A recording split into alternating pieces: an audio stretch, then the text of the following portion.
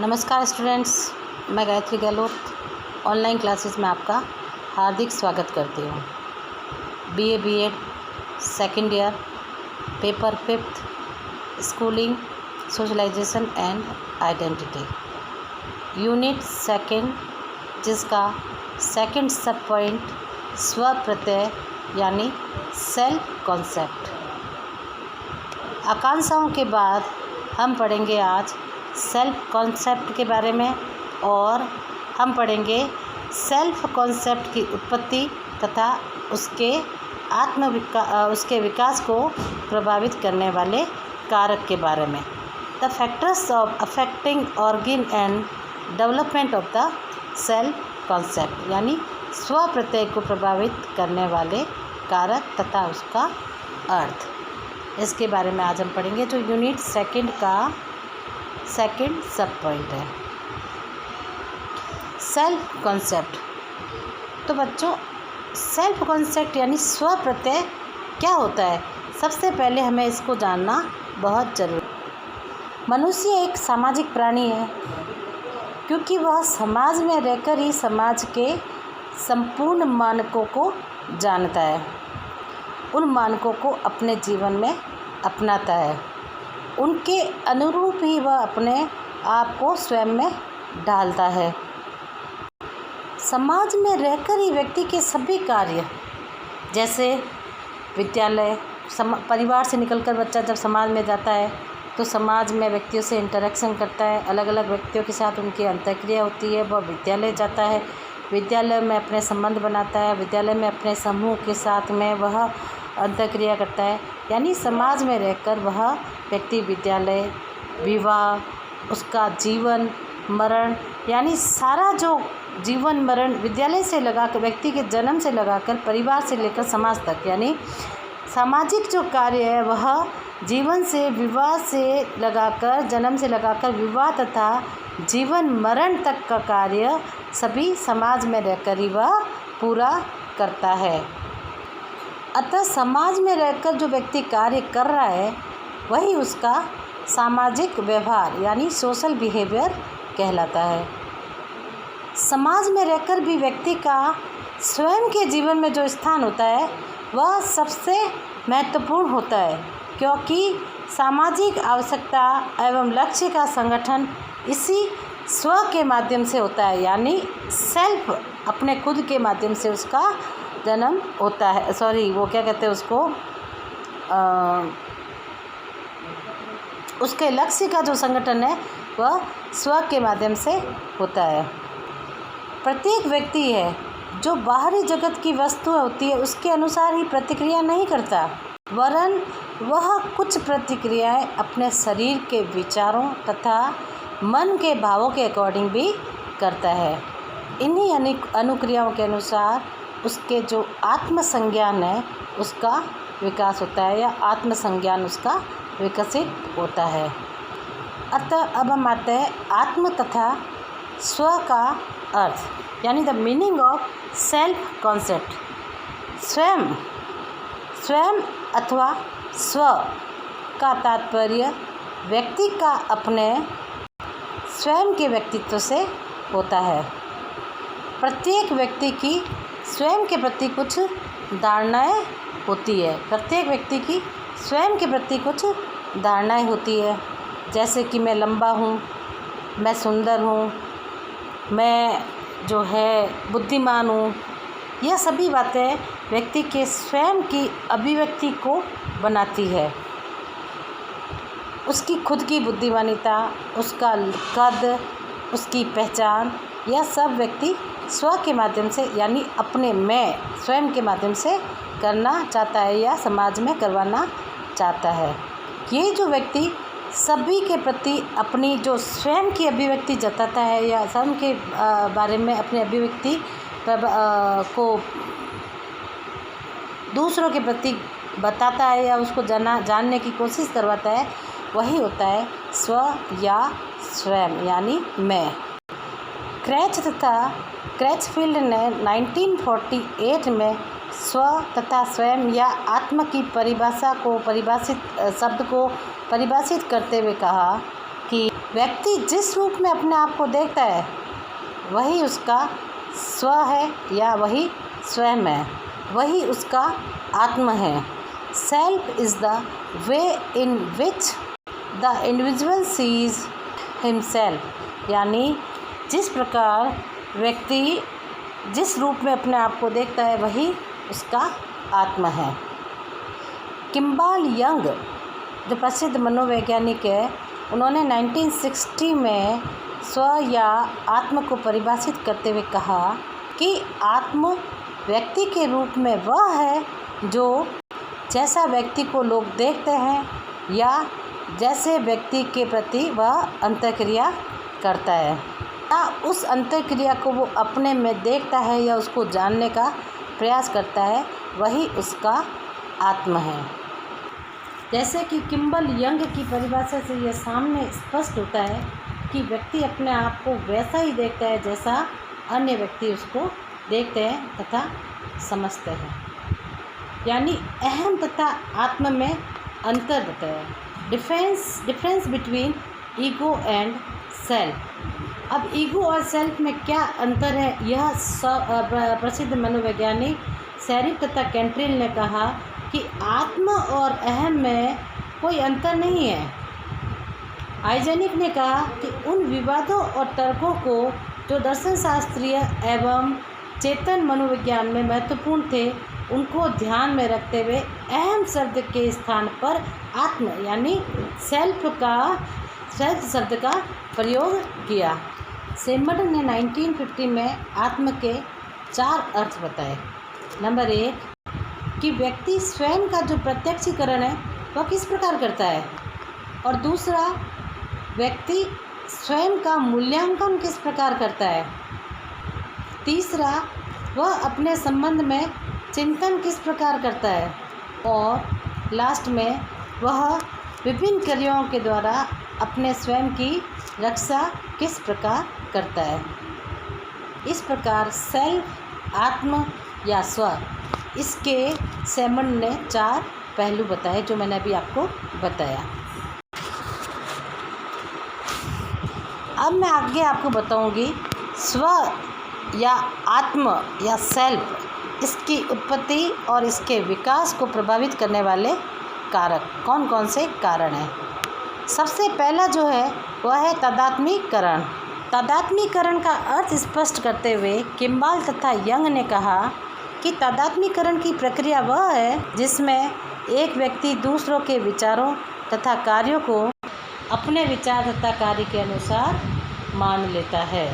The process of identification is one of the taking over into his own thought and action of another.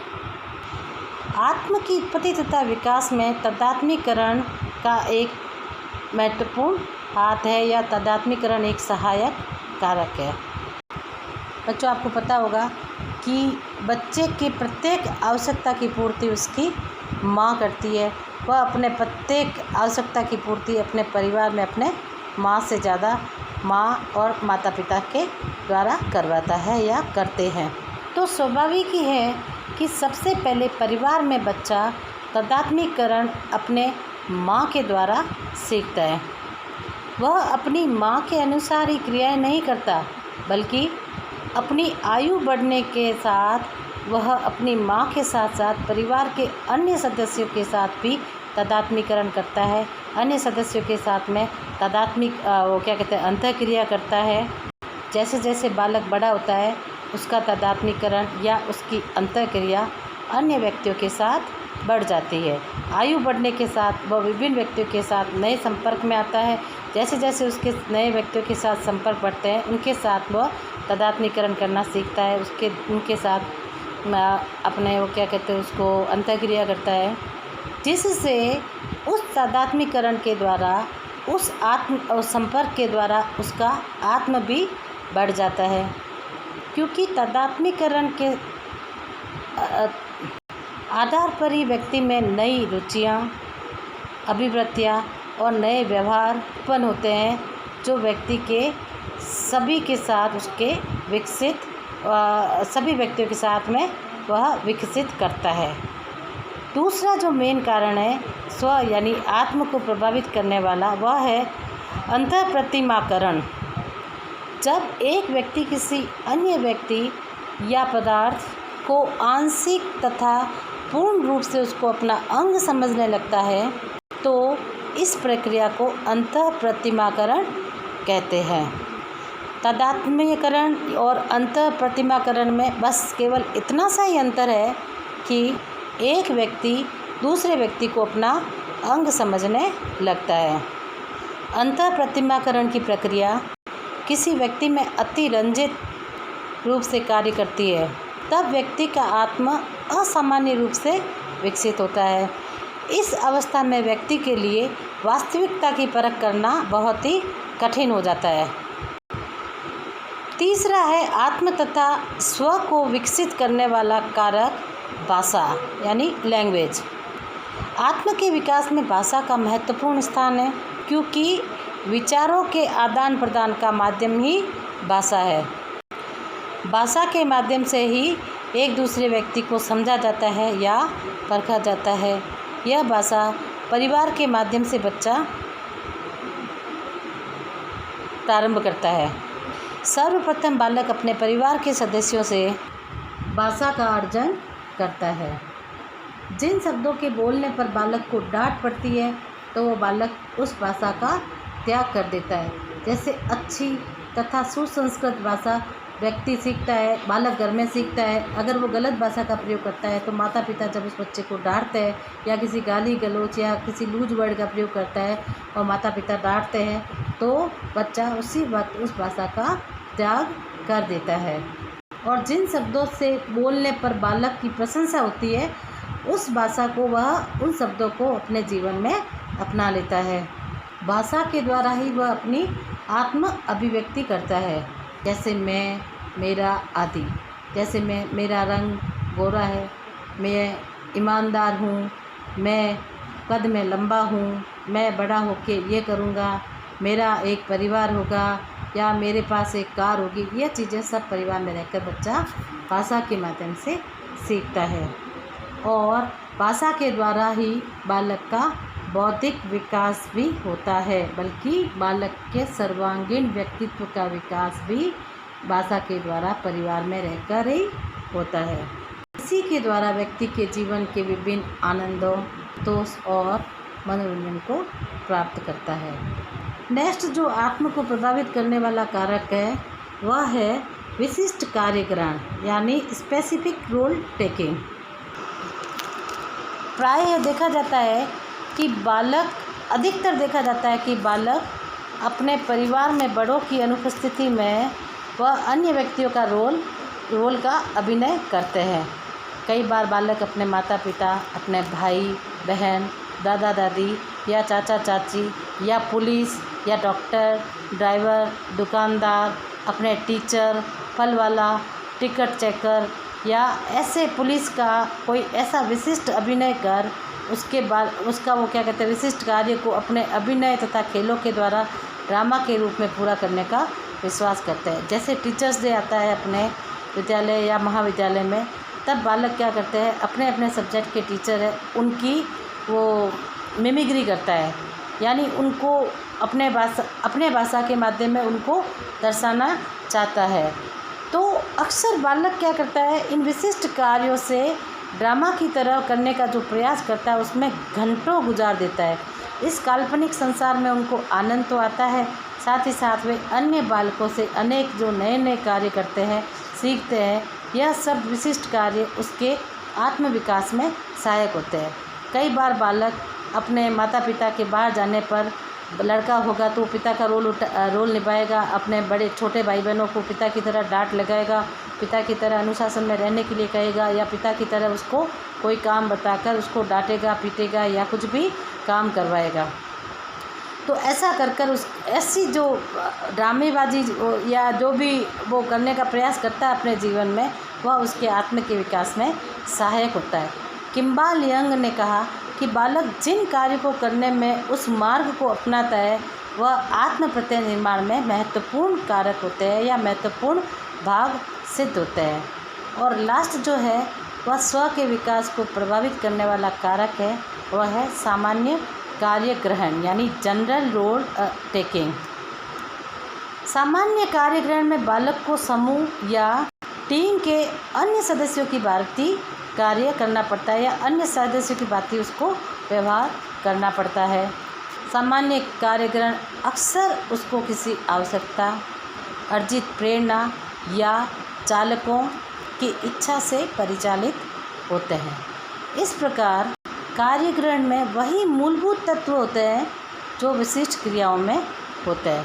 संक्षेप में हम ये कह सकते हैं कि अर्थ ग्रहण में एक व्यक्ति समूह के सामान्य व्यक्ति के कार्यग्रहण करता है, न कि विशिष्ट व्यक्ति का। सामान्य कार्य ग्रहण प्रक्रिया में वह विभिन्न अंतःक्रिया होती है जो बालक के आत्म विकास में या स्व के विकास में सहायक होती है। इस प्रकार हम कह सकते हैं कि स्व तथा आत्म के विकास को जो प्रभावित करने वाले कारक है वह है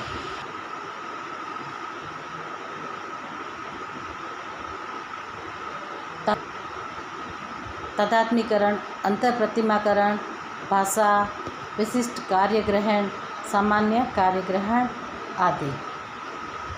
ये पढ़ा हमने स्व का अर्थ तथा स्व के आत्म के मूल्यांकन को प्रभावित करने वाले कारक। अब हम पढ़ेंगे नेक्स्ट स्व का मूल्यांकन यानी इवोल्यूशन ऑफ सेल्फ। ये हम नेक्स्ट वीडियो में पढ़ेंगे। ये सेकेंड यूनिट का सेकेंड ही सब पॉइंट है जो आगे अपना यही भाग आगे चलेगा। तब तक हम इस वीडियो को यहीं विराम देते हैं। आप इस वीडियो को लाइक कीजिए, सब्सक्राइब कीजिए और घंटी का बटन दबाइए ताकि आगे आने वाले वीडियो की आपको जानकारी हो और आप घर बैठे शिक्षा का